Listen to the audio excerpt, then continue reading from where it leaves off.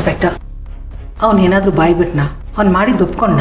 ಇಲ್ಲ ಮೇಡಮ್, ಅವ್ನಿಗೆ ಎಷ್ಟೇ ಕೇಳಿದ್ರು ನಾನು ಮಾಡಿಲ್ಲ ಅಂತಲೇ ಹೇಳ್ತಾ ಇದ್ದಾನೆ. ಯಾಕಂದರೆ ನಾವು ಕೊಡೋ ಟ್ರೀಟ್ಮೆಂಟ್ಗೆ ಬೇರೆ ಯಾರೇ ಆಗಿದ್ರು ಇಷ್ಟೊತ್ತಿಗೆ ಸತ್ಯನ ಬಾಯಿ ಬಿಟ್ಟಿರೋರು. ನನಗನ್ಸತ್ತೆ ಮೇಡಮ್, ನಿಮ್ಮ ಮನೆಗೆ ಬಾಂಬ್ ಬಿಟ್ಟಿರೋರು ಬೇರೆ ಇರಬೇಕು. ತಪ್ಪು ಮಾಡಿರೋ ವ್ಯಕ್ತಿ ತಾನು ತಪ್ಪು ಮಾಡಿದ್ದಾನೆ ಅಂತ ಒಪ್ಕೋತಾನ ಸರ್?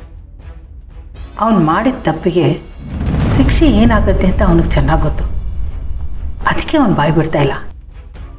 ಅವನು ಬಾಯಿ ಬಿಟ್ಟಿಲ್ಲ ಅಂದರೆ ಹೇಗೆ ಬಾಯಿ ಬಿಡಿಸ್ಬೇಕು ಅಂತ ನಿಮಗೆ ಚೆನ್ನಾಗಿ ಗೊತ್ತಲ್ವ ಸರ್? ಅದಕ್ಕೆ ತಾನೇ ಪೊಲೀಸವ್ರು ಇರೋದು. ವಿಚಾರಣೆ ಸ್ವಲ್ಪ ಸ್ಟ್ರಾಂಗಾಗಿ ಮಾಡಿ ಸರ್. ಸತ್ಯ ಹೊರಗೆ ಬರೋ ತನಕ ಅವನು ಹೊರಗಡೆ ಬರಬಾರ್ದು.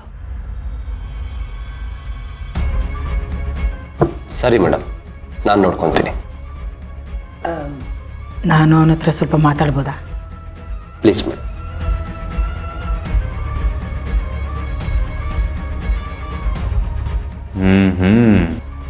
ಬರಬೇಕು.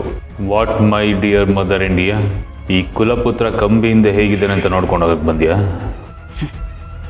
ನಿನ್ನೆ ನೋಡೋಕ್ಕೆ ಬಂದಿಲ್ಲ. ನಿನ್ನ ಈ ಅಹಂಕಾರ ಹಠ ಇನ್ನು ಎಷ್ಟು ದಿನ ಇರುತ್ತೆ ಅಂತ ನೋಡೋಕ್ಕೆ ಬಂದಿದ್ದೀನಿ. ಪ್ರತಿ ಸಲ ನೀನು ತಪ್ಪು ಮಾಡ್ತಾ ಇದ್ದರೆ ನಿನ್ನನ್ನು ಯಾರಾದರೂ ಬಂದು ಕಾಪಾಡ್ತಾರೆ ಅಂತ ಅಂದ್ಕೊಂಡಿದ್ಯಲ್ಲ. ಆದರೆ ಈ ಸಲ ಆಗಲ್ಲ. ನೀನು ಮಾಡಿರೋ ತಪ್ಪಿಗೆ ನೀನು ಉತ್ತರ ಕೊಡಲೇಬೇಕು.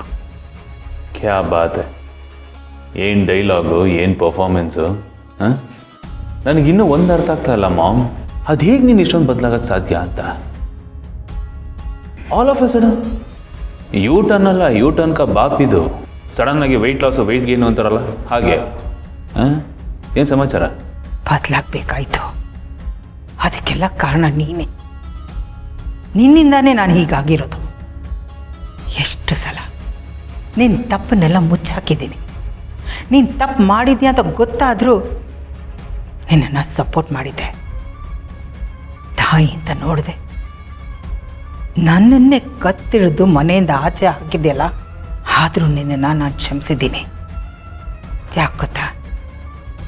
ನಾನು ನಿನಗೆ ಜನ್ಮ ಕೊಟ್ಟಿದ್ದೀನಿ. ನೀನು ನನ್ನ ಮಗ ಅನ್ನೋ ಮಮಕಾರದಿಂದ.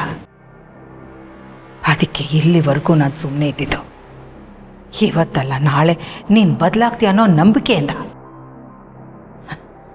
ಆದರೆ ನೀನು ಬದಲಾಗೇ ಇಲ್ಲ.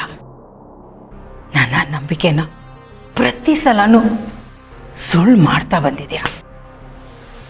ಅದಕ್ಕೆ ಇವತ್ತು ನೀನು ಇಲ್ಲಿ ನಿಂತಿರೋದು. ಸಾಕು ಮಾಮ್, ಸಾಕು. ಅಲ್ಲಿಗೆ ನಿಲ್ಲಿಸೋ ನಿನ್ನ ಮಾತನ್ನ. ಇಷ್ಟು ದಿನ ನೀನು ಹೇಳಿದ್ದೆಲ್ಲ ಕೇಳಿಸ್ಕೊಂಡಿದ್ದಾಯ್ತು, ಮಾಡಿದ್ದೆಲ್ಲ ಸಹಿಸ್ಕೊಂಡಿದ್ದು ಆಯಿತು. ಈಗೇನಿದ್ರು ನನ್ನ ಸರ್ದಿ. ನಾನು ಹೇಳಿದ್ದನ್ನು ನೀನು ಕೇಳಿಸ್ಕೋಬೇಕು ಜೈ. ನೀನು ಮಾಡಿದ ಕೆಲಸಕ್ಕೆಲ್ಲ ಇರೋದು ಒಂದೇ ಒಂದು ದಾರಿ. ನೀನು ಮಾಡಿರೋ ತಪ್ಪನ್ನೆಲ್ಲ ಸುಮ್ಮನೆ ಒಪ್ಕೊ. ಸತ್ಯನ ಬಾಯ್ಬಿಟ್ರೆ ನಿನಗೆ ಒಳ್ಳೆಯದು. ಹೇಳ್ತಿದ್ರೆ ಪರಿಣಾಮ ಬೇರೆಯೇ ಇರುತ್ತೆ. ನಿನಗೆ ಜನ್ಮ ಕೊಟ್ಟವಳು ಕಣೋ ನಾನು. ಆ ತಾಯಿನೇ ಇವತ್ತು ನಿನ್ನನ್ನು ಇಲ್ಲಿ ನಿಲ್ಲಿಸಿದ್ದಾಳೆ. ಅದನ್ನು ಮರಿಬೇಡ.